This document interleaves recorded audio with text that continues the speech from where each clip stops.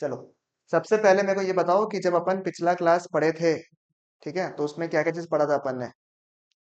पिछला क्लास जब पढ़ा था तो क्या पढ़ा था अपन ने कि आखिरकार अपने सब्जेक्ट जो है अकाउंट्स का, ये क्यों पढ़ रहे हैं। क्या समझ में आया था सर हम लोग को कि सर हिसाब किताब रखने के लिए तो हम लोग को सब कुछ दिमाग में तो रखना पॉसिबल नहीं है, तो हम लोग क्या करते हैं, हम लोग क्या करेंगे, सर हम लोग उस दिमाग में नहीं रखना पड़े तो किताबों में रिकॉर्ड करते हैं। और उन किताबों का नाम क्या है, बुक्स ऑफ अकाउंट्स। क्या बोलते हैं उसको, बुक्स ऑफ अकाउंट्स। सर उसके अलावा और क्या देखा था हमने, सर हमने ये देखा था कि ना जो बुक्स ऑफ अकाउंट्स मेंटेन करने का तरीका है वो भी क्या है, बिल्कुल सेम रहेगा, कंसिस्टेंट रहेगा। तो सभी लोग सेम तरीके से किताबें क्यों मेंटेन करेंगे, एनी आइडियाज क्यों मेंटेन करेंगे। ताकि सभी लोग के क्या हो, सब लोग को समझ में आ सके, सब लोग सिमिलर रहेगा तो उससे फायदा क्या होगा आपको कि सबको ना बढ़िया तरीके से समझ में आ जाएगा। तो इसीलिए अपन ने देखा था कि एक तो किताबों को मेंटेन करना जरूरी है, क्योंकि उसके बिना तो हम लोग को financial position of a firm के बारे में पता ही नहीं चलेगा। और साथ ही साथ क्या चीज देखा अपन ने कि अपने को जो मेंटेन भी करता है ना, उसको बिल्कुल कंसिस्टेंट तरीके से मेंटेन करना है। क्यों सर, क्योंकि चाहे कोई भी यूजर हो उस बुक्स का, कोई भी यूजर हो उस बुक्स का, उसको वो चीज समझ में आ सके। ठीक है, जैसे मैंने आपको लास्ट टाइम कहा था कि देख आपके जो कुछ शुरू के चैप्टर्स हैं, क्योंकि आप लोग फर्स्ट टाइम पढ़ रहे हो, इसीलिए अपन क्या करेंगे मुझे बताइए एक बार के लिए कि अपन ना थोड़ा सा थियोरी चैप्टर्स भी है इसमें हल्का हल्का, राइट। और आज अपन जो है फर्स्ट चैप्टर जो है आपका, first chapter of what, accounts अपन शुरू करेंगे। ठीक है, फर्स्ट चैप्टर, एक से मैं खाली लिंक भेज देता हूँ।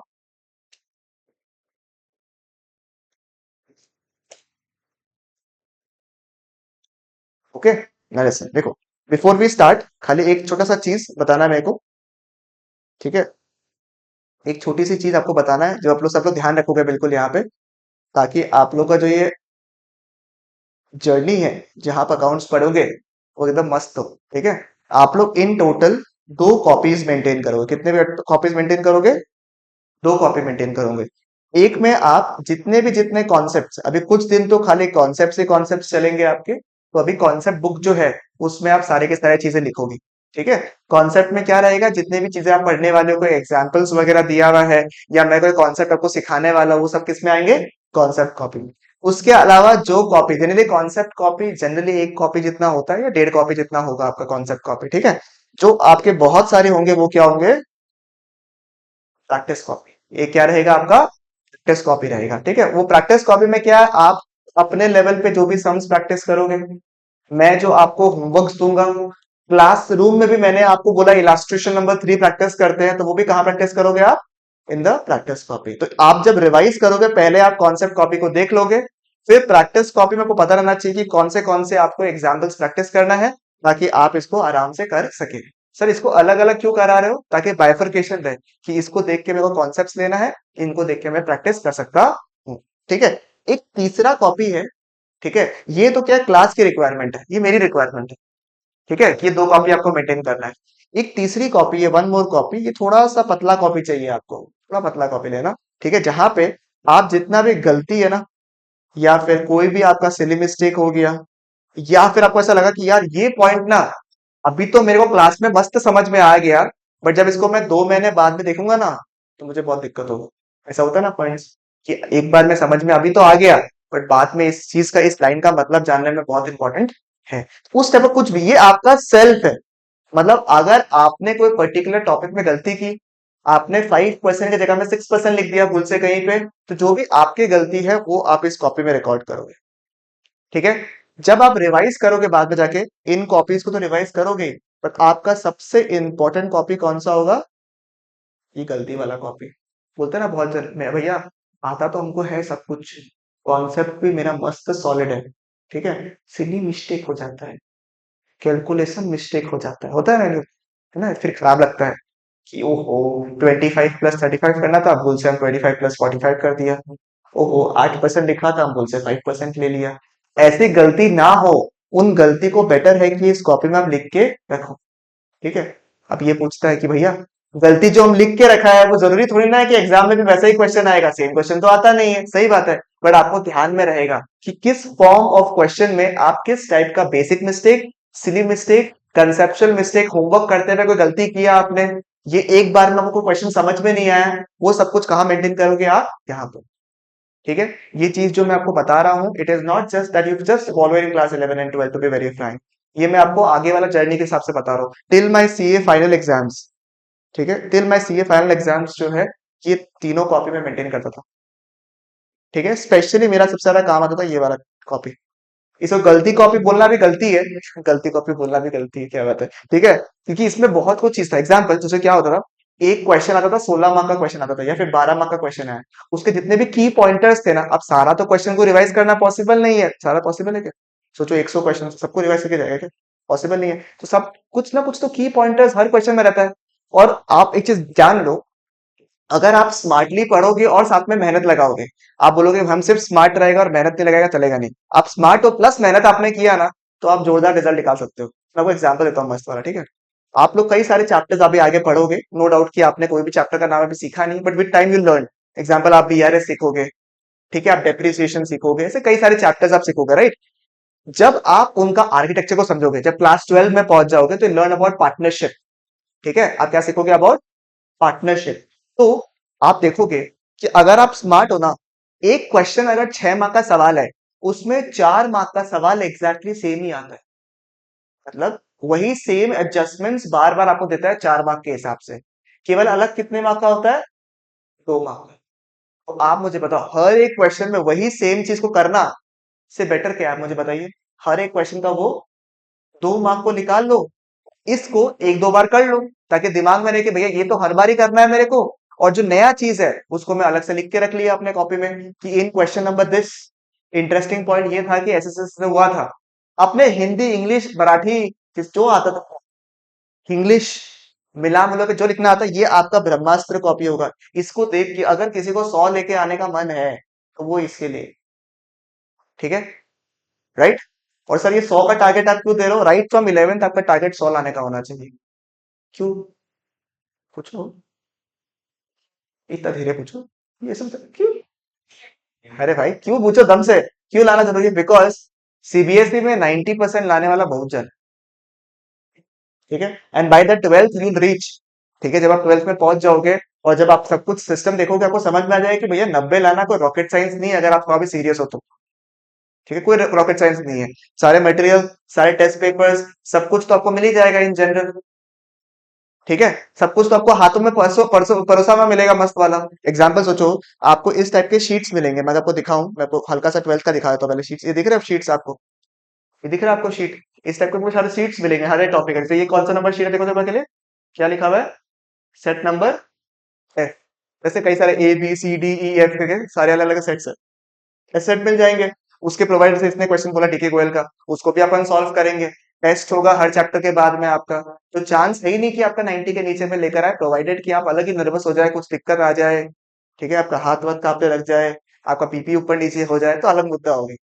ठीक है, आई एम अज्यूमिंग कि ये सब कुछ भी हादसा आपके साथ नहीं हो, तो आप लेकर आ जाओगे। The journey is not to get 90। अगर आप 90 लाने के लिए पढ़ रहे हो तो फायदा क्या है? वैसे भी आएगा, मैं बता रहा हूँ। नहीं आया आज तक तो अभी आ गया, देख लेना आप। The journey is that I am concern is from 90 to 100 वाला। और 100 मैं क्यों बोल रहा हूँ? Because 100 calls for perfection, and perfection in not terms of writing only. Perfection की आप छोटे छोटे मिस्टेक्स को ना करो। बात समझ में? छोटे छोटे गलतियों को अवॉइड करना ही तो अपना काम है।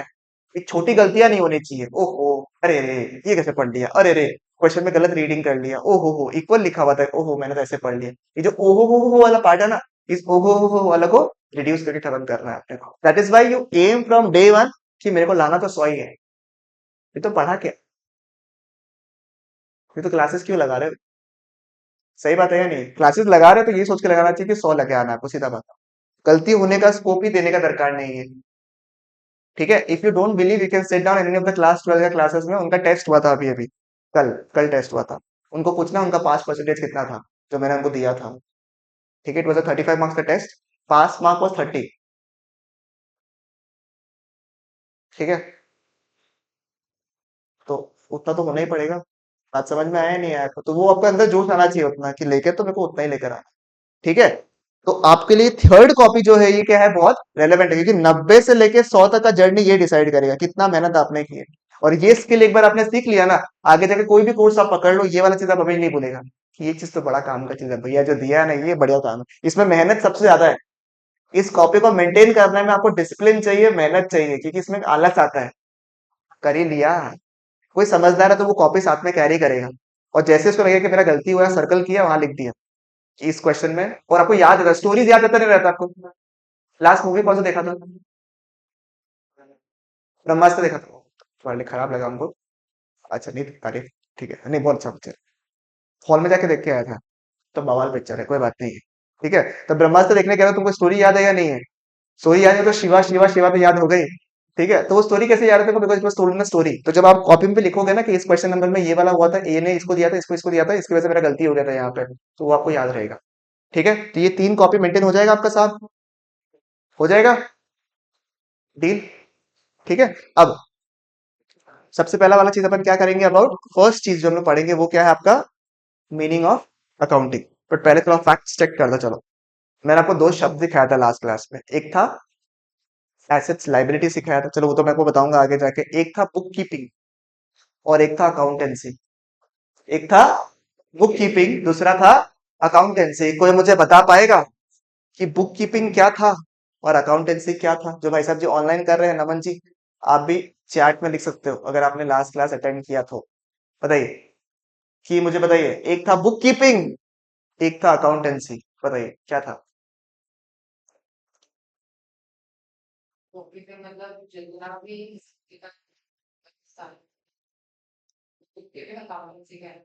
ओके, ठीक है, टू एन एक्सटेंट करेक्ट,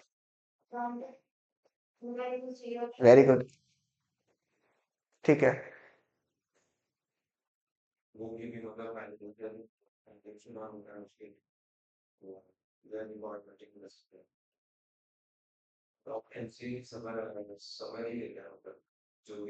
जैसे मैंने आप लोग को टाटा स्टील का बैलेंस शीट दिखाया था, याद है आप लोग को? रिलायंस का भी आपने बैलेंस शीट देखा था, बराबर।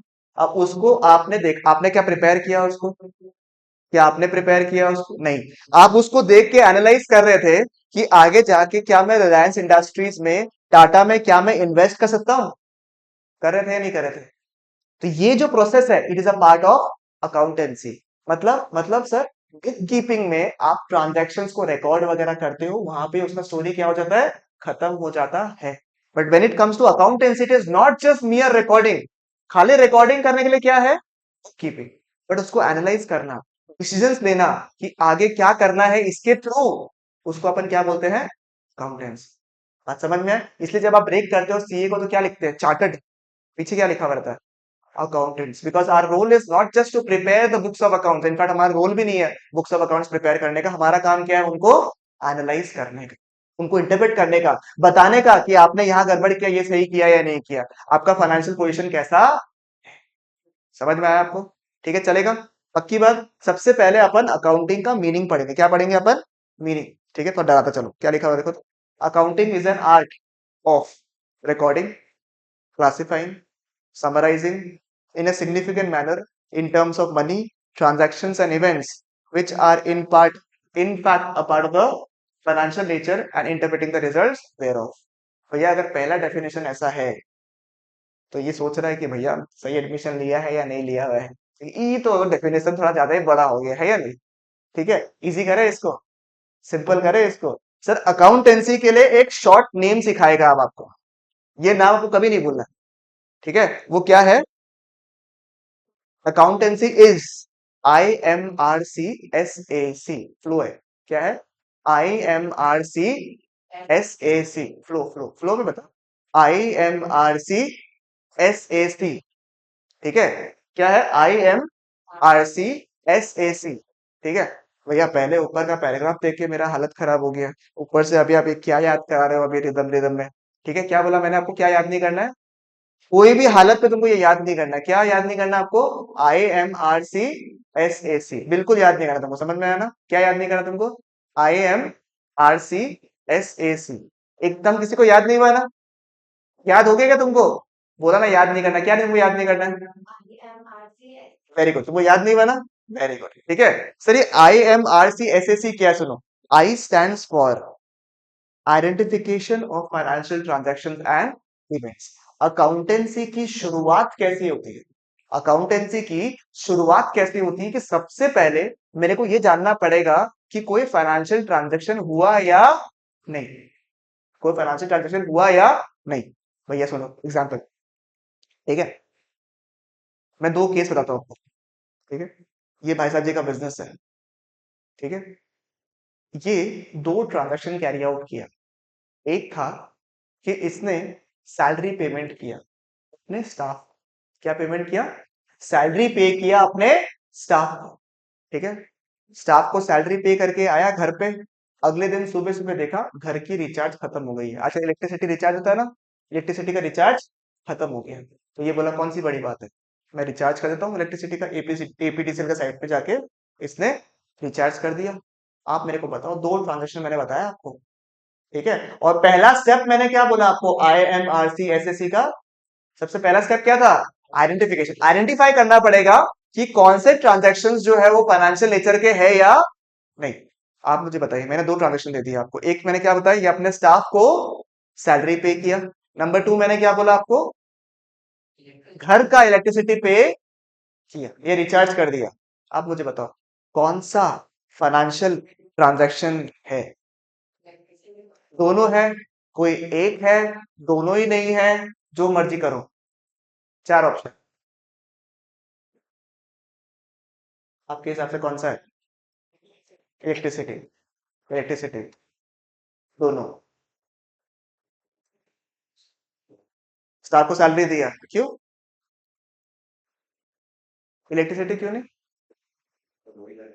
हाँ, पापा का याद नहीं आ रहा। पापा बोलता है स्टाफ का सैलरी तो दिमाग में रहता है पापा, घर का इलेक्ट्रिसिटी वाला बात नहीं करता कभी भी है। ठीक है, ऐसे मेरे तुक्का मारा है क्या ऐसे ही? बड़े तुक्का ऐसे सही लगा है इसका। The answer is that you will, जब हम लोग पहली बार आइडेंटिफाई करने की कोशिश करते हैं, it is not both, it is what, जो बिजनेस में आप सैलरी पे कर रहे हो।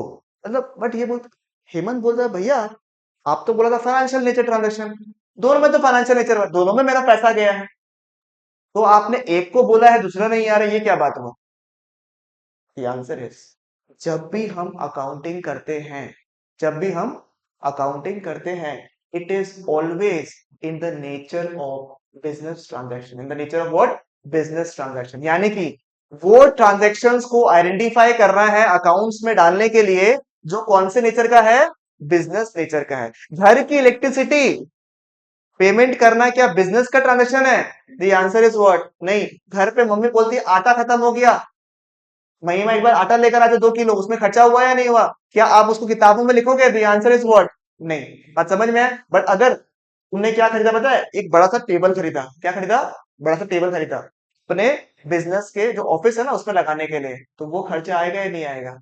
Answer is yes. तो सबसे पहले हमें पहला स्टेप क्या है, हमें ये डिटरमाइन करना है कि कौन सा ट्रांजैक्शन को हम लोग किताबों में डालेंगे और कौन सा को नहीं।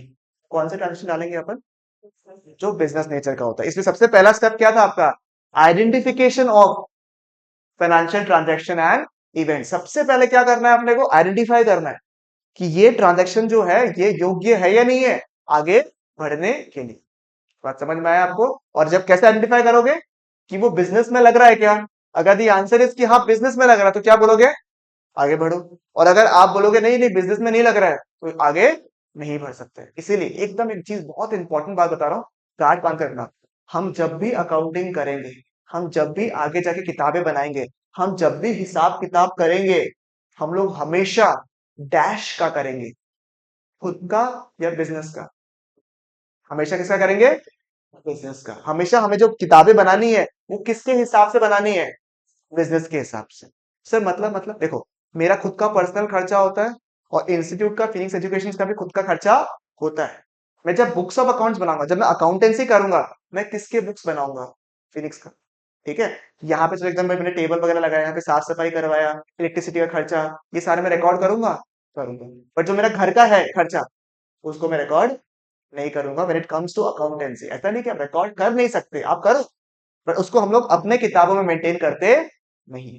ठीक है, बात समझ में? तो फर्स्ट स्टेप क्या है आपका? IMRC SSC, जो को याद नहीं करना उसको identification of which nature transaction, business nature transaction या फिर फाइनेंशियल नेचर ट्रांजैक्शन। समझ में आया? सबसे पहले हम लोग को ढूंढना है कि कौन से ट्रांजैक्शन हमारे किताबों में आएंगे। नंबर टू क्या है आपका? एम आई हो गया। आई क्या था साहब? आई क्या है? Identification of what? Financial transactions and events. Number two क्या है? M. M stands for measurement. M stands for measurement. ठीक है sir, M stands for measurement का है। इसके यहाँ भी स्टाफ काम करता है। मैंने इसको पूछा कितना लेता है? बहुत लेता है भैया, बहुत रुपया लेता है। एकदम परेशान हो गया है, काम तो कुछ करता नहीं है, तो बहुत पैसा लेता है। ठीक है। या फिर मैंने आपको पूछा तुम एक सामान बेच रहा था, इसमें मार्जिन कितना है? अरे भैया मार्जिन ही नहीं रहा आजकल तो, कुछ बस दो वक्त का रोटी मिल जाए काफी है बस जीवन में, और क्या चाहिए मेरे। ठीक है। आप मेरे को बताओ, अगर मैं से वेट कर रहा हूँ कागज लेकर कि हाँ अब ये बताएगा कि इसका खर्चा कितना हुआ है, तो रिकॉर्ड कर पा रहे हैं क्या? क्या मिल सकता है क्या? किताब बनाने आया, ठीक है, खर्चों का लिस्ट बनाने आया हूँ मैं, ठीक है, खर्चों का लिस्ट बना रहा हूँ। ठीक है, खर्चा की तरफ क्या लिखेगा पता? एक्सपेंस में क्या लिखेगा पता है क्या? और कुछ बोला ही नहीं। इनकम में क्या बोलेगा? हाँ, इनकम क्या बोलेगा? बस जहर खाने का पैसा नहीं बच रहा है, कुछ नहीं है। बताओ क्या बताएगा? एकदम मार्जिन खत्म हो गया, जहर खाने को पैसा तो नहीं। सुनता है ना आप लोग? ठीक है, टिपिकल मारवाड़ी बात। ठीक है। आप मेरे को बताओ इनकम में क्या बोलेगा? एकदम कम। ऐसे अगर अपन लिखेगा तो आप मेरे को बताओ कोई हिसाब बनेगा क्या? The answer is what? नहीं। अब मुझे बताइए, एक्सपेंस इनकम कोई भी फाइनेंशियल नेचर का ट्रांजेक्शन हो, की वैल्यू क्या होता है इन टर्म्स ऑफ व्हाट? मनी। तो सबसे पहला इंपॉर्टेंट चीज क्या है कि आइडेंटिफाई करो कि कौन से ट्रांजेक्शन आएंगे। नंबर टू क्या करना है आपको? उसको मेजर करो इन टर्म्स ऑफ व्हाट? मनी। आपको सारे फाइनेंशियल ट्रांजेक्शन को किसमें रिकॉर्ड करना है? इन terms of money. Very very simple. पहला पॉइंट थोड़ा सा अलग था क्योंकि आपने सीखा नया चीज। Number two is very very simple, क्योंकि सारे के सारे फाइनेंशियल ट्रांजेक्शन को अपन कैसे रिकॉर्ड करेंगे? इन terms of money. Clear? Next number three मुझे बताएगा। नंबर थ्री मुझे बताएगा क्या है सर? सर नंबर थ्री क्या लिखा हुआ है? बहुत ज्यादा इंपॉर्टेंट लिखा हुआ है, नया कुछ सीखने वाले हो आप लोग, मस्त वाला। क्या लिखा हुआ है आपका? रिकॉर्डिंग। आई एम क्या था आपका? I M R C. सबसे पहले क्या करना है बिजनेस में? जब भी आपको अकाउंटेंसी करने का, सबसे पहले क्या करोगे? आइडेंटिफाई। नंबर टू, क्या आप उसको मनी में कन्वर्ट कर सकते हो? The answer is what? Yes. तो आगे बढ़ जाओ। तो फर्स्ट स्टेप हो गया आइडेंटिफिकेशन। नंबर टू स्टेप क्या हो गया? मेजरमेंट। नंबर थ्री स्टेप क्या हो गया? रिकॉर्डिंग। ठीक है। आपने देखा कि आपने सैलरी पे किया है स्टाफ को, उसको आपने रुपया में पेमेंट किया है। आगे क्या करोगे? ऐसे बैठे रहोगे या उसको खाता में लिखोगे? You will record it. First step जिसको बोलता है रिकॉर्डिंग। तो रिकॉर्डिंग जो है वो अकाउंटेंसी के लैंग्वेज में एक किताब का नाम है जिसको बोलते हैं जर्नल। ये सुना है आपने हल्का हल्का? ठीक है, जर्नल। ठीक है। हम लोग एक किताब में मेंटेन करेंगे कितना परचेज है, कितना सेल है, कितना रेंट पे किया, एक बार के लिए हम लोग किताब में सिर्फ और सिर्फ रिकॉर्ड कर लेंगे। कोई सीक्वेंस नहीं है। जैसे जैसे हो रहा है ना ट्रांजेक्शन, रेंट पे किया लिख दिया, सैलरी पे किया लिख दिया, बात समझ में है? लोडिंग का पैसा दे दिया, ट्रेवलिंग का पैसा दे दिया, जैसे जैसे खर्चा होता गया अपन उसको एक किताब में लिखता गया। उस किताब का नाम क्या है? ठीक है। और उन एंट्रीज को हम लोग बोलते हैं जर्नल एंट्रीज। क्या बोलते हैं उसको?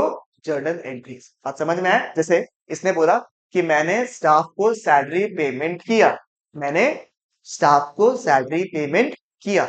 इसको मैं शॉर्ट में जब एक एंट्री के फॉर्म में लिखता हूं उसको अपन क्या बोलते हैं? Journal entry. ठीक है। ऑब्वियसली जब आप धीरे धीरे आगे बढ़ोगे तो आपको पता चल जाएगा। ठीक है। आप मुझे बता, this is the first step. अगर मैं कोई सवाल पूछूं कि फर्स्ट टाइम कहां पे रिकॉर्ड होते हैं ट्रांजैक्शंस, तो क्या लिखोगे? जर्नल में लिखोगे। ठीक है। तो first step was identification. Number two क्या है आपका? मेजरमेंट। नंबर थ्री क्या है? रिकॉर्ड। ठीक है।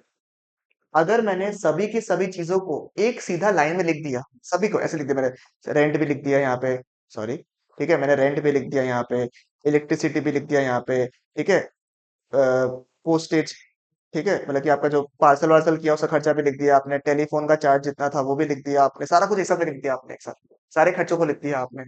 आप मुझे बताओ, क्या हम लोग इससे इंटरप्रिटेशन आराम से कर पाएंगे? एनालाइज कर पाएंगे इसको देख के आराम से? अगर एक ही जगह सब कुछ कचरा के फॉर्म में लिखा हुआ है तो बताओ, नहीं कर पाएंगे ना।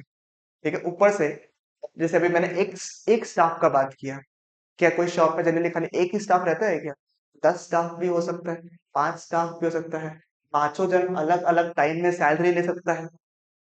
हो सकता है ना, पांचों जन अलग अलग टाइम में सैलरी ले रहे हैं, बराबर। आपने कुछ मंगवाया था, फिर अर्जेंट किसी का ऑर्डर आ गया, एक बार तो वो लेबर ला के दिया आपको सामान, वापस से शाम को वापस लाकर दिया, तो अपन को दो दो बार रिकॉर्ड कर दिया चीजों को। तो अगर एक ही जगह में हैफेजर्डी सब कुछ डाला हुआ, रिकॉर्डिंग इंपॉर्टेंट है, बट क्या रिकॉर्डिंग से अपन आराम से आगे बढ़ पाएंगे? सोचो, अगर किसी का मेडिसिन का शॉप है, किसका क्या है, मेडिसिन का शॉप है, उसके बाद में कई सारा मेडिसिन आता है, सारा मेडिसिन को अगर मैंने ऐसे रैक में रख दिया और बोला, कस्टमर आया, सर मेरे को ना पैरासीटामोल चाहिए, मैं माथा बहुत दुख है, ले लो, सारा मेडिसिन रखा हुआ है, ले लो। वो बोलेगा नहीं ठीक है, मेरे को और बुखार हो जाएगा, नहीं खाना है, मैं जाके पानी पी लेगा, डोंट वरी। पॉसिबल है क्या? नहीं, है सब कुछ उसके पास में, सारा मेडिसिन वहीं रखा हुआ है, सब कुछ आपने रिकॉर्ड कर लिया वहां पे, सारा मेडिसिन का नाम है, सब कुछ लिखा हुआ है, बट क्या अभी भी आप आराम से मेडिसिन ले पा रहे हो क्या उससे? नहीं। अब क्या करना पड़ेगा मुझे बताए तो? सॉर्ट आउट करना पड़ेगा, वेरी गुड, सॉर्टिंग करना पड़ेगा। इस सॉर्टिंग को इन अकाउंटेंसी कहा जाता है क्लासिफाई। ये भी तो है, सॉर्टिंग का अदर वर्ड क्या है? क्लासिफाई करना अलग अलग कैटेगरी में। मतलब सर, सैलरी जैसे इसका 5 स्टाफ है, तो पांचों स्टाफ का सैलरी को एक जगह कर दिया, कितना रुपए का आप परचेज करता है उसको अलग कर दिया, कितना का सेल करता है उसको अलग कर दिया, कितना का आपका ट्रैवलिंग का खर्चा होता है उसको अलग कर दिया। इससे फायदा क्या होगा, मैं समझ पाऊंगा। अच्छा, समझ में आ रहा है? जैसे कभी कभी आपने देखा है क्या, संडे को पापा बैठता है ना जगह और बोलता है ना, अरे हाँ तो देख के बता रही हो थाने,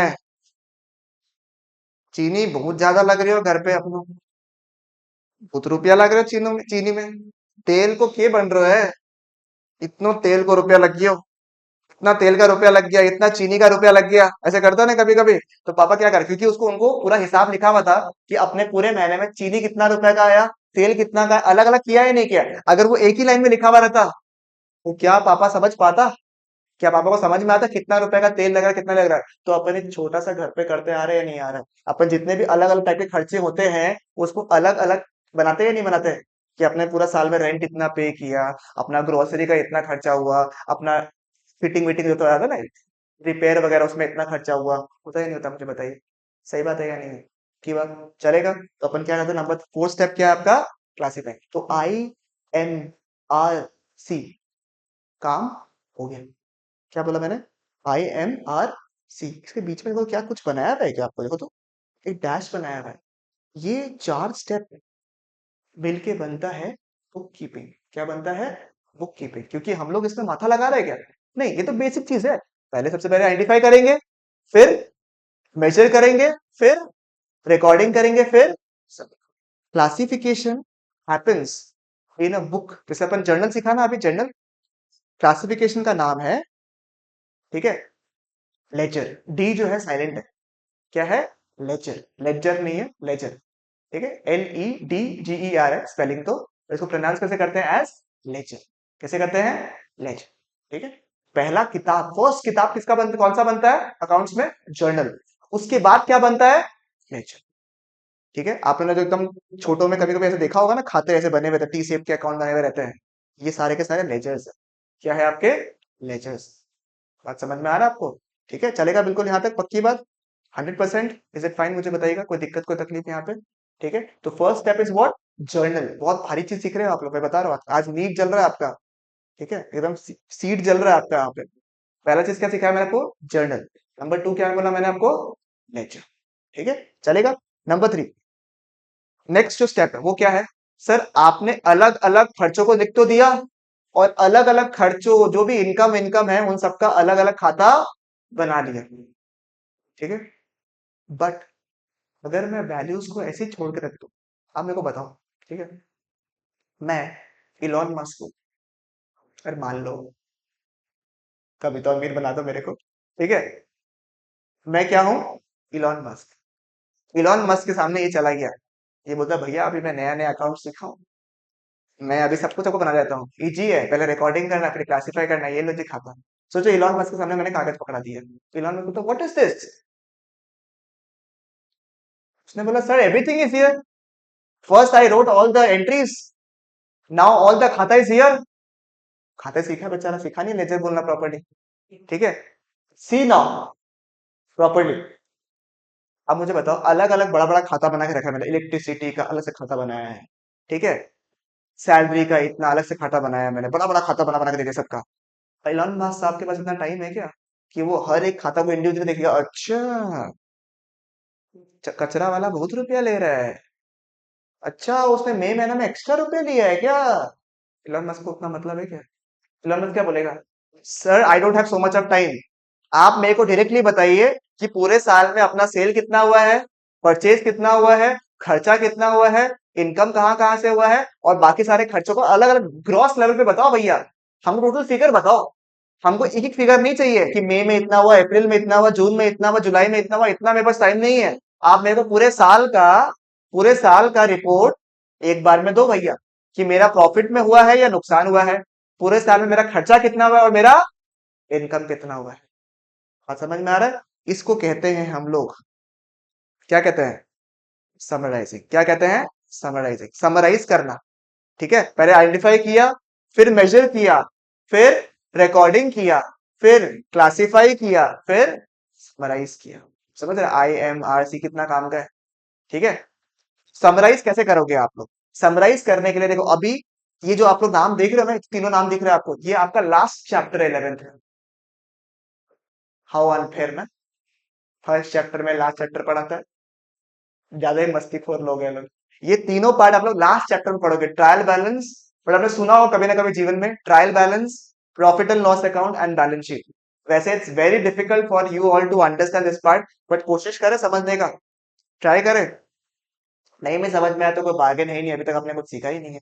सर ट्रायल बैलेंस जो है ना, ट्रायल बैलेंस क्या करता है, चीजों को दो पार्ट में डिवाइड कर देता है, चीजों को दो पार्ट में डिवाइड कर देता है, ठीक है, और एक खाता में रिकॉर्ड कर लेता है, चेक करने के लिए कि जितना आपका रुपया लगा हुआ है, जितना तुमको रुपया आया है, वो बराबर है या नहीं।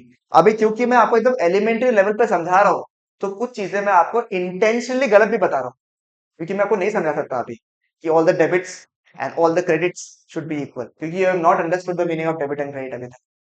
बात समझ में आया? मैं एक बार के लिए मान लो कि आपने ट्रायल बैलेंस में क्या किया पता है क्या? ट्रायल बैलेंस में ऐसे टी सेप का एक अकाउंट बनाया, कुछ चीजें यहां लिखी, कुछ चीजें यहां पे लिखी, एंड यू हैव टू सी कि इन दोनों का बैलेंस बिल्कुल सेम है। मतलब कि ट्रायल बैलेंस जो है ना, वो बनाया जाता है केवल एकमात्र चीज के लिए, एकमात्र चीज के लिए, कि आपने जो हिसाब किया है ना, आपने जो हिसाब किया है ना, वो सही किया है या नहीं। आपने जो हिसाब किया है वो सही किया है या नहीं। हेमंत बोलता है भैया थोड़ा सा और बता दो, थोड़ा मजा आएगा, बोलो, है ना। मैंने ट्रायल बैलेंस बनाने का रोल क्या है? वो क्या जानने का है कि मेरा हिसाब सही किया हुआ है या नहीं। मैंने ट्रायल बैलेंस में लिखा कि पूरे साल में मैंने सैलरी पेमेंट किया है 80,000 रुपए। कितना रुपए का मैंने सैलरी पेमेंट किया मैडम लोग? 80,000 रुपीज का मैंने सैलरी पेमेंट किया। ठीक है, इंटेंशनली कुछ कुछ वर्ड्स जो है, अमाउंट जो है, मैं हिंदी में बोलूंगा आपको, क्योंकि हिसाब किताब करने में हिंदी में ज्यादा मजा आता है, अगर आप लोगों को समझ में आएगा, क्योंकि 80 में ज्यादा फील आता है, 80,000 में उतना फील नहीं आता। सही बात है या नहीं है? तो आगे जाके पूरा रियलाइज करोगे। ठीक है, 80,000 रुपीज का मैंने क्या किया, सैलरी पे किया। ठीक है, सपोज करो मेरे पास दो स्टाफ, और दो स्टाफ में से, तो 5 स्टाफ था, उसमें से दो स्टाफ है, मोहन एंड राम। इसका सैलरी था 20,000 रुपया, इसका सैलरी था 10,000 रुपया। मैंने गलती से मोहन के नाम पे लिख दिया 10,000, और राम के नाम पे कितना लिख दिया? 20। उल्टा कर दिया मैंने, दिया मैंने उसको 20, 10 ही है, लिखते वक्त मैंने क्या कर दिया? उल्टा कर दिया। ठीक है, ट्रायल बैलेंस का क्या ऑब्जेक्टिव है? कि देखने के लिए कि हिसाब सही है या नहीं। आप मेरे को बताओ, क्या ये जो गलती है, ये ट्रायल बैलेंस आइडेंटिफाई करेगा? बताओ, ट्रायल बैलेंस को मतलब है क्या इससे, कि आपने मोहन को दिया या सोहन को दिया? ट्रायल बैलेंस का क्या जाता है? सैलरी कितना पे किया आपने? 80,000 का। सब मिला के कितना रुपया हो रहा है? 80,000 रुपीज। हाँ, आपने इंटरचेंज कर दी, जरूर से आपने इंटरचेंज जरूर कर दिया, मैं मान लिया, बट अल्टीमेटली टोटल फिगर कितना होगा? 80,000 रुपया। तो ट्रायल बैलेंस बोलता है कि सही है, आगे बढ़ जाओ। क्योंकि ट्रायल बैलेंस से एक ही मात्र काम है, क्या है? हिसाब चेक करना, कि हिसाब में कुछ गड़बड़ तो हो रहा नहीं है। कहीं आपने 40,000 रुपए यहां दिखाया और आपने भूल से 50,000 रुपए तो नहीं लिख दिया, क्योंकि यहाँ पे डिफरेंस आ रहा है हिसाब में, कितना रुपए का? 10,000 का। तो trial balance only focus is to see, मैं थोड़ा अच्छा टफ वर्ड लिखना आपको सामने सुनना एक बार के लिए, कि it is used to see the arithmetical accuracy. याद नहीं करना, समझना भी नहीं। अगर आपको कुछ भी समझ में नहीं आया बहुत बढ़िया बात है, अगर कुछ समझ में आ गया बहुत बढ़िया बात है, that means your brain is running, that's a good sign. ठीक है, समझ में आया क्या बोला मैंने? अरिथमेटिकल एक्यूरेसी सुना होगा आपने। अरिथमेटिक मीन मतलब कैलकुलेटिव, निकालना पता है कैलकुलेशन का सही है या नहीं। It is the role of the trial balance, check करने। ठीक है, प्रॉफिट एंड लॉस तो आपको क्या ही कहने, कि आपका धंधा प्रॉफिट में है या लॉस में है, वो मैं कैसे समझ में आता है? With the help of profit and loss account. And the most classical, जिसको देख के आपके सारे सीनियर्स ने आपको दिल दहला दिया होगा, वो क्या है? Balance sheet. बैलेंस शीट में दो हेड्स आता है, एक आता है एसेट्स और एक आता है लाइबिलिटीज। और हमेशा asset will be equal to liabilities. ये आपने सुना होगा कि हमेशा एसेट और लाइबिलिटी क्या होता है? सेम होता है। या फिर आपने ये सुना होगा कि हमेशा बैलेंस शीट जो है वो मैच करता है।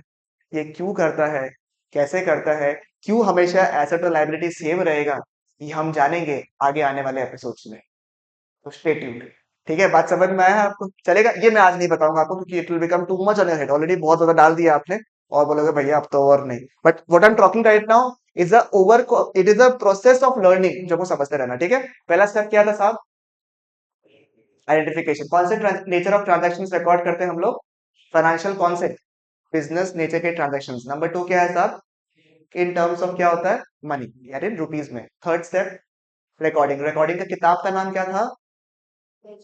गलत, जर्नल। क्या है? जर्नल। उसके बाद क्या होता है आपका?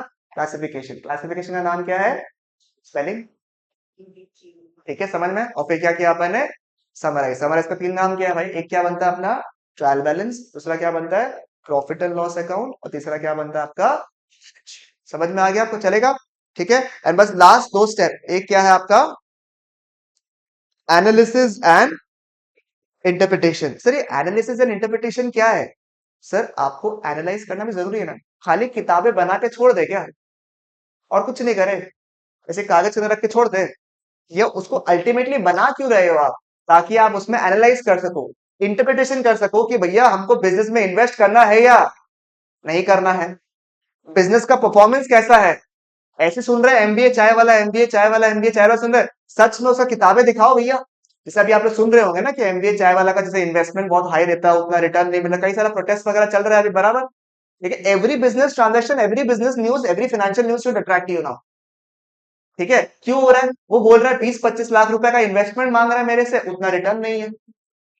अब आप लोगों को क्या बोल सकते हो कि देखो, इन्वेस्टमेंट करते वक्त अगर आपने खाता देखा होता, आपको समझ में आता कि बाकी फ्रेंचाइजी कितना रुपया कमा रहा है, तो आप जज कर पाते कि आपको पैसे लगाने चाहिए या नहीं लगाने चाहिए। अनदर क्लासिकल एग्जांपल, जहां पे आप किताबों को जाना जरूरी है। बात समझ में आ रहा है? एग्जांपल, आपका टोटल, मैं एकदम सिंपल आपको हिसाब देता हूँ। ठीक है, for those people who are into business a bit, और जिनको तो आइडिया है, 25 लाख का इन्वेस्टमेंट है, 25 lakhs का इन्वेस्टमेंट है, and every year if I earn a net profit of 2.5 lakhs, total investment is how much? Total investment कितना है मैडम? 25 लाख रुपए, 25 lakh rupees. And every year I am earning a profit, सब कुछ खर्चा पूर्चा काट कूट के मेरे पास में 2.5 lakhs बचता है। यहाँ पे मैं मान लेता हूं कि जो 25 लाख आपने लगाया है वो आपने खुद से लगाया है, बैंक से 1 रुपया नहीं लिया। कि बैंक से लेने से फिर इंटरेस्ट वगैरह आ जाएगा ना देने का, वो सब नहीं बात करो। 25 लाख किससे लगाया आपने? खुद के पॉकेट से। और हर साल आप कितना कमा रहे हो? आप सारा खर्चा 2.5 लाख, वो रुपया कितना साल लगेगा रिकवर होने में? 10 साल। क्योंकि हर साल 2.5 2.5 2.5 करके 10 साल लगेगा आपको आपका लागत निकालने में। आपका लागत निकालने में, लागत मतलब जो आपका रुपया लगा हुआ है उसको निकालने में कितना साल लगेगा? 10 साल। Is it worth it? The answer is what? No. क्यों? ऐसा नहीं कि 10 साल लगेगा बोल के, जो रेट ऑफ रिटर्न जो मिल रहा है आपने, वो अभी भी क्या है? बहुत स्लो है। अगर कोई ऐसा बिजनेस होगा जहां हमें पता है कि अभी इन्वेस्टमेंट करते हैं खतरनाक रिटर्न मिलेगा, एग्जाम्पल जियो। जियो किस माइंडसेट से आया? बोला अभी लॉस होने तो कोई टेंशन नहीं है मेरी, अभी खाली और खाली सब्सक्राइबर्स चाहिए मेरे। आप देखो ना जियो सिनेमा, आज तक हॉटस्टार वगैरह ने क्या लिया? पैसे लिए हमसे, हमने हमने हमारे आदत डाल दी। जियो अभी क्या बोलता है? फ्री में दे। किसी का ऐसे मन में आता है कि भैया यार इतना बड़ा कंपनी फ्री में दिखा रहा है सबको, कुछ मामला नहीं है क्या? ये कैसे कमा रहा होगा बिजनेस? Any idea? एक तो एड्स है, वेरी गुड। एड्स में भी उसने स्मार्टली क्या क्या पता है क्या, हर बार 30 सेकंड का एड होता था। 30 सेकंड का एड कॉस्ट यू करोड़। ठीक है, पर एड कुछ कॉस्ट लगता है आपका, तो करीबन पूरे मैच के हिसाब से कुछ करोड़ माल आ जाता है। और सबका बस का बात नहीं होता कि करोड़ एडवर्टीजमेंट में दे, हर कंपनी का बस का बात नहीं होता है। बट लाखों में, इन लैक्स पीपल कैन स्टिल पे। अब ऐसा नहीं बोल रहा हूँ कि ये सब लोग पे कर सकते हैं, बट अच्छे कंपनीज जो है वो पे कर सकते हैं अगर एडवर्टीजमेंट करने का इच्छा है। एडवर्टीजमेंट बट कर नहीं पा रहे क्योंकि बजट कंस्ट्रेंट। बोला कोई बात नहीं, 30 सेकंड में दो, 15 सेकंड का ऐड दो, 15 सेकंड का ऐड दो, कोई बात नहीं। उससे क्या हुआ, जो लोग ऐसे एडवर्टीजमेंट नहीं कर पा रहे थे वो बोलता हाँ अब मेरे बजट में आ रहा है, चलो हम कर लेते हैं। एड से अर्न कर रहा है, वेरी गुड। और कुछ? एक तो ऐड हो गया, नंबर टू, उन्होंने बोला मैच देखना है क्या, 360p में देखना है क्या, 480p में देखना है, 4K में देखो। 4K में देखो, हाई क्वालिटी देखो, विराट का डायरेक्ट एकदम डायरेक्ट से एकदम सामने से देखो, जूम करके देखो, अलग अलग एंगल से देखो। उससे क्या हो रहा है, 4K यूज करने से आपका डेटा पैक क्या हो रहा है, जल्दी खत्म हो रहा है। तो आप और रिचार्ज करोगे या फिर जियो फाइबर लगाओगे, तो जियो फाइबर में वापस का इन्वेस्टमेंट आ गया। बात समझ में आ रहा है आपका? ठीक है। प्लस स्पॉन्सरशिप जो रुपया मिलता है वो अलग, खुद का ब्रांडिंग हो रहा है वो अलग, खुद का प्लेटफॉर्म बना रहा है वो अलग। तो जियो क्या कर रहा है, शुरू में उसको पता है कि उसका रुपया अभी निकलने वाला नहीं है, इन द लॉन्ग रन जब उसको रुपया मिलने लग जाएगा तो उसको बहुत अच्छा खासा हेफ्टी और हैंडसम अमाउंट मिलेगा। It is worth the investment right now. May be समझ में आया कितना क्रिटिकल है डिसीजन लेना इस का? ठीक है, बात समझ में आया आपको? चलेगा बिल्कुल यहाँ पे। और जो मैंने आपको 10 साल कहा ना, 10 साल, मैं जब 10 साल अभी आपको कहा, 10 ईयर्स इसने कहा ना 10 ईयर्स में रिकवर होगा, वो 10 ईयर्स भी नहीं होगा। ठीक है, 10 ईयर्स से ज्यादा लगेगा। बट अभी मैं नहीं समझाऊंगा, मैं आपको टास्क देता हूँ, चलो।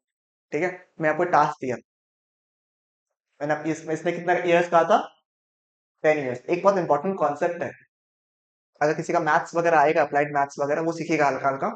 बट आपको एक टास्क देते चलो, मैंने आपको कहा, इसने कहा 10 ईयर्स में रुपया रिकवर हो जाएगा, 25 lakhs। मैं कहता हूँ नहीं होगा, और टाइम लगेगा। मैंने सही कहा गलत कहा? सही कहा तो क्या रीजन हो सकता है, गलत कहा तो क्या रीजन हो सकता है? आज चलो ब्रेनस्टॉर्मिंग करना आप लोग बैठ के, मजा आएगा आपको जान के। हिंट चाहिए तो क्लास के एंड में बताऊंगा हिंट। ठीक है, एक कॉम्प्लिकेटेड टॉपिक है, बट समझ में आ जाएगा तो मजा आ जाएगा आप लोगों को दिमाग में। ठीक है, चलेगा। चलो नेक्स्ट क्या है, एनालिसिस एंड इंटरप्रिटेशन। समझ में, इट इज इंपॉर्टेंट, क्योंकि बुक्स बनाए ही हम लोग क्यों रहे हैं, ताकि हम लोग समझ सके कि एक बिजनेस में फायदा हो रहा है या नुकसान हो रहा है। नुकसान होगा तो मुझे इन्वेस्टमेंट करना चाहिए या नहीं करना चाहिए। And finally finally very important क्या है, कम्युनिकेटिंग टू इट्स यूजर्स। क्या है, कम्युनिकेटिंग टू इट्स यूजर्स। देखो, मैं रिलायंस में पैसा लगा के रखा हूँ, मैं पैसा लगा के रखा हूँ रिलायंस में, तो मैं टेक्निकली रिलायंस का क्या हो गया, मालिक हो गया। I am a share holder of the company. जब रिलायंस अपने किताबों को बनाएगा, डोंट यू थिंक रिलायंस को मुझे बताना चाहिए कि हमने पूरे साल में ये धंधा किया है? डोंट यू थिंक दैट, ताकि मैं समझ सकूं कि मेरा बिजनेस जो है अच्छे से कर रहा है या नहीं। तो don't you think I am the user, don't you think I am the user and I should be communicated? सही बात है या नहीं है? तो कम्युनिकेशन भी करना जरूरी है। और बाय लॉज कंपनीज को कहा गया है कि आपको अपने किताबों को अपने जो भी यूजर्स है उनको प्रोवाइड करना पड़ेगा, ताकि यूजर्स लोग समझ सके कि आपका प्रॉफिट हो रहा है या लॉस हो रहा है। समझ में आया? तो अकाउंटिंग को हमने कितने स्टेप्स में डिवाइड किया साहब? 7 स्टेप्स में। वो 7 स्टेप्स क्या था, IMRC, SAC।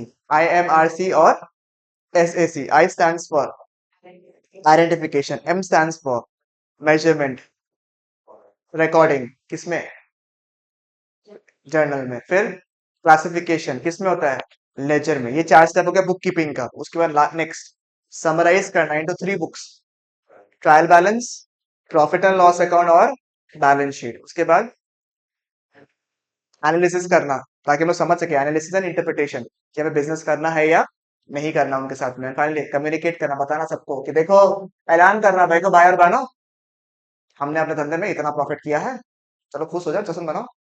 बात समझ में आया आपको? This is the step of accounting. Now read the definition, it will become much more easier for you all. देखो, accounting is the language of the business, हमें पता है। Next, accounting is the art of, it is the art of recording, पता है, classifying and summarising. This was point number 3। फिर ये क्या था? 4। Point number 5, in a significant manner in terms of money. Point number 2, significant manner क्यों sir? Transaction and events which are which nature? Financial nature। ये कौन सा क्या? Point number 1। and interpreting the results thereof, ये कौन सा हो गया? Point number 6 and 7। समझ में आ गया? तो वो सारे के सारे 7 पॉइंट्स जो थे आपके, वो आपके इस डेफिनेशन में आ गए। ठीक है, थोड़े अनस्ट्रक्चर्ड तरीके से डेफिनेटली है, बट अगर आपको 7 पॉइंट्स आ गए तो वो काम ऑटोमेटिकली हो गया। वो 7 पॉइंट्स कैसे डिफाइन? देखो, it is accounting is the art of recording, classifying and summarising. क्या चीज को क्या रिकॉर्ड करोगे, क्या क्लासिफाई करोगे, क्या समराइज करोगे? सिग्निफिकेंट अकाउंटिंग ट्रांजेक्शंस जो भी मनी के रिलेटेड है। उसके बाद क्या करना है उनको? कौन से नेचर के होने चाहिए? वो फाइनेंशियल नेचर के। And interpreting the results thereof. I am not telling you to remember the paragraph right now, कोई दरकार नहीं है। पहले ब्रोकन वर्ड्स जो येलो में मार्क किया हुआ ना, खाली खाली येलो वाला मार्क्स वाला जो पॉइंट है, उसको आप दिमाग में सेट कर पा रहे हो नहीं कर पा रहे हो वो देखो, क्योंकि धीरे धीरे पढ़ते पढ़ते अपने आप आ जाएगा ये सब लैंग्वेज। आज याद नहीं करना आपको बैठ के, but if you have remembered the 7 points, it is more than enough for today. ठीक है, क्या क्या पॉइंट आप याद किया? It is the art of recording, classifying and summarising. क्या चीज?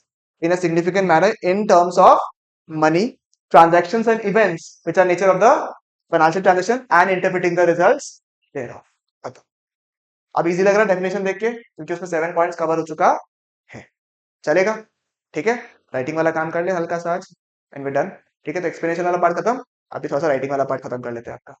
ठीक है, वेरी वेरी इंपॉर्टेंट टॉपिक आज का। चलिए कॉपी निकाल लीजिए आप लोग। ठीक है, कॉपी निकाल लीजिए आप लोग, लिख लीजिए हेडिंग इंट्रोडक्शन टू अकाउंटिंग। समझ में आ रहा है ना बढ़िया से एकदम?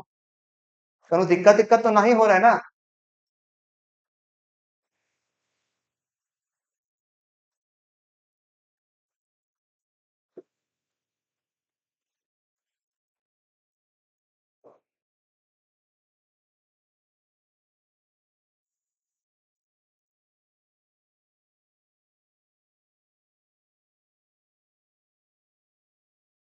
Introduction to accounting, chapter number 1, introduction to accounting. कोशिश करेगा स्क्रीन में कम देखने का और कॉपी में ज्यादा सोच सोच लिखने का। ठीक है, इंट्रोडक्शन टू अकाउंटिंग सबसे पहला चीज लिखिए। इंट्रोडक्शन टू अकाउंटिंग अगर आपने लिख लिया, फर्स्ट चीज लिखिएगा एक बार के लिए, मीनिंग ऑफ अकाउंटिंग। क्या लिखोगे आप? मीनिंग ऑफ अकाउंटिंग लिखेंगे, मीनिंग ऑफ अकाउंटिंग। ठीक है, लिखेंगे मीनिंग ऑफ अकाउंटिंग। क्या है मीनिंग ऑफ अकाउंटिंग? सबसे पहला बुलेट लिखिएगा, बुलेट दीजिएगा, सबसे पहला bullet, first bullet, accounting is the language of business. Accounting is the accounting is the language of business। accounting is the language of business। accounting is the language of business। Number 2 क्या लिखोगे आप? accounting is the art of accounting is the art of क्या? is the art of recording, very good, recording, comma, accounting is the art of, first point आपने बोला accounting recording, फिर next क्या था? Classifying लिखेंगे, classifying, CLASSIFYING, classifying. It is the art of recording, classifying and summarising, very good, and summarising. Counting is the art of recording, classifying and summarising, फिर in a significant manner. ये आपको याद नहीं हुआ होगा मेरे हिसाब से। In a significant manner, in a significant manner, in a significant manner in terms of what? Money। great। ठीक है, in terms of money, in terms of money, semicolon, in terms of money, semicolon, transactions and events। ये भी याद नहीं होगा आपको, transactions and events ठीक है, कितना हुआ यहाँ तक?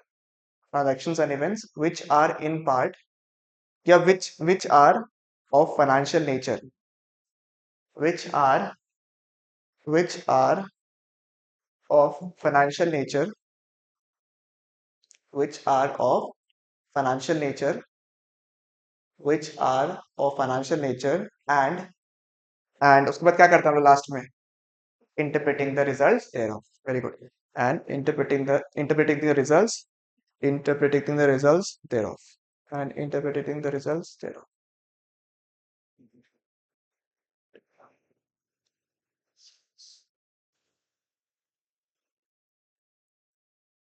And interpreting the results thereof. याद हो गया हल्का हल्का? 60% दिमाग में सेट हुआ? ठीक है, चलिए यहाँ पे लिख लिया आपने, नेक्स्ट लिखिएगा आप लोग। To to understand better, to understand better, next, to understand better, we have broken, to understand better, we have broken,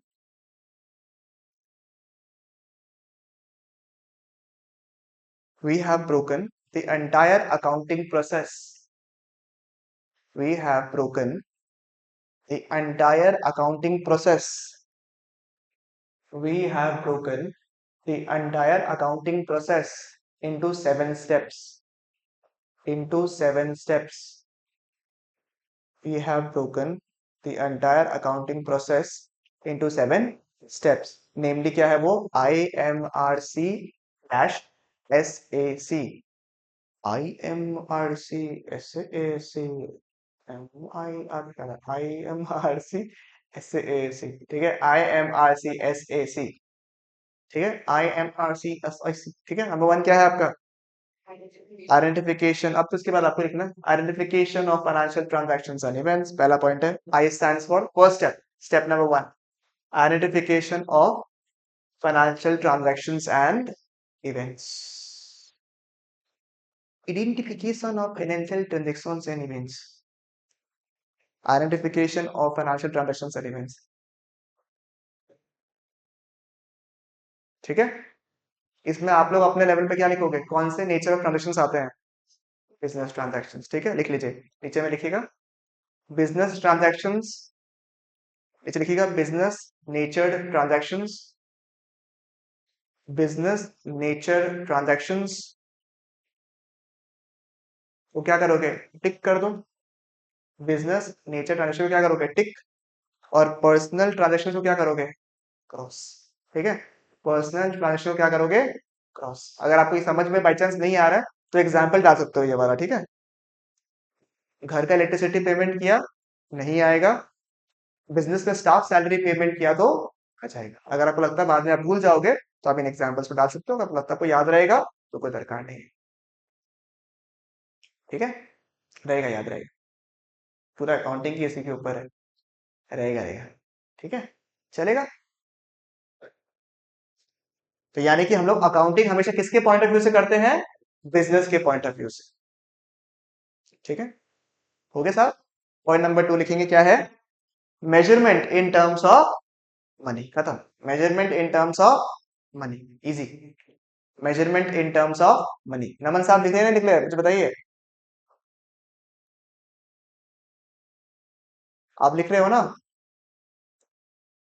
ठीक है, बताइएगा। आवाज नहीं आएगा, हाँ चैट में बताना पड़ेगा अगर आप बता रहे हो तो, आवाज नहीं आएगा मुझे, ठीक है। Measurement in terms of money. Number 3, number 3 क्या है? रिकॉर्डिंग, रिकॉर्डिंग द ट्रांजैक्शंस, लिखिएगा recording the transaction, recording the transaction, ठीक है। एंड उस किताब का नाम क्या है आपका? जर्नल। तो ब्रैकेट में लिख लीजिए journal, recording the transaction, bracket में लिख लीजिए जर्नल, ठीक है। नेक्स्ट क्या लिखोगे आप? क्लासिफिकेशन या क्लासिफाइंग, ठीक है, क्लासिफाइंग। क्लासिफाइंग क्या होता है, किसमें होता है? इन टर्म्स ऑफ लेजर्स, ठीक है, LEDGER, लेजर।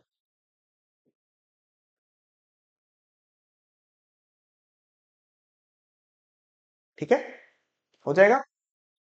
फिर नेक्स्ट क्या है, नंबर 5, समराइजिंग। समराइज का मतलब क्या होता है आपका, शॉर्ट में बताना, समरी में बताना आपको, समराइजिंग। ठीक है, समराइजिंग के लिए कौन सी किताबें बनती है, 3 किताबें, इस तरीके से बना लीजिएगा प्लीज। समराइजिंग क्या बनेगा, सबसे पहले ट्रायल बैलेंस। ट्रायल बैलेंस क्यों बनता है, ताकि हम लोग उसका एरिथमेटिक एक्यूरेसी चेक कर सके। क्या लिखा है मैंने, एरिथमेटिक एक्यूरेसी। ठीक है, यानी हिसाब। एरिथमेटिक एक्यूरेसी का मतलब क्या हो गया, हिसाब, कैलकुलेशंस। ठीक है, एरिथमेटिक एक्यूरेसी। नेक्स्ट क्या है आपका, प्रॉफिट एंड लॉस अकाउंट। ये किसके लिए होता है, टू डिटरमाइन व्हाट, कि धंधा में प्रॉफिट हुआ है या लॉस हुआ है। ठीक है,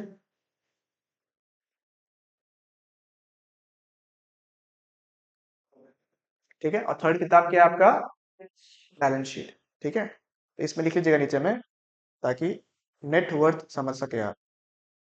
ठीक है, नेट वर्थ समझ सके। अभी मैंने इसको समझाया नहीं आपको, बैलेंस शीट बिल्कुल भी नहीं समझाया मैंने अब तक आप लोगों को। ठीक है, तो ये आप एक बार के लिए वेकेंट छोड़ दीजिएगा, बाद में जो समझाएंगे तो आराम से समझ जाओगे आप लोग। ठीक है, financial position and all those things को समझ में आ जाएगा बाद में जाके। पॉइंट नंबर 6 क्या है आपका, एनालिसिस। Analysis and interpretation. ठीक है, एनालिसिस एंड इंटरप्रिटेशन। ये क्यों करते हैं, ताकि हम डिटरमाइन कर सके कि बिजनेस में प्रॉफिट हुआ है या लॉस हुआ है, इन्वेस्टमेंट करना है या नहीं करना। लिख लीजिएगा, डिटर्मिनेशन ऑफ प्रॉफिट और लॉस। ठीक है, डिटर्मिनेशन ऑफ प्रॉफिट और लॉस, डिटर्मिनेशन ऑफ प्रॉफिट और loss, whether more investment, whether more investment, point उधर भी लिख दिया नेक्स्ट पॉइंटर में, whether more investment should be, whether more investment should be made in the business और not. Determination of profit and loss, should more investment be made in the business और not. ठीक है, ये सारे answers कहाँ मिलते हैं हमको, जब हम क्या करते हैं, एनालिसिस एंड इंटरप्रिटेशन करते हैं। ठीक है, कि बिजनेस में इन्वेस्टमेंट और करना है या नहीं, to determine whether more investment has to be made और नॉट। एंड लास्ट स्टेप क्या है आपका, communicating to the users of financial statements, communicating to users of financial statements. ठीक है, अभी आप जब किताब आपका आ जाएगा ना, तो इसके अंदर का पैराग्राफ दिए हुए होंगे। ठीक है, वो सब पार्ट मैं यहाँ आपको लिखवा नहीं रहा हूँ, क्योंकि जबरदस्ती का डबल डबल लिखवाना हो जाएगा आप लोग को। तो वो जब किताब आपका आ जाएगा, जब मैं आपको नोट्स दे दूंगा, या तो मैं आपको नोट्स दे दूंगा ना, उसमें वो अंदर का पैराग्राफ को हम लोग मार्क कर लेंगे वहां से, यही पॉइंट्स को लिखना है अपने को। बस एक दो की पॉइंटर्स लेके जब एग्जाम में अगर आ गया आईएमआरसी एसएससी स्टेप बताने के लिए आपको, तो आपको पता रहना चाहिए कि अंदर क्या लिखने वाले हो आप। ठीक है, चलेगा। तो ये 7 स्टेप्स था जो आपने आज नया नया सीखा। I believe everybody it was very new for everybody.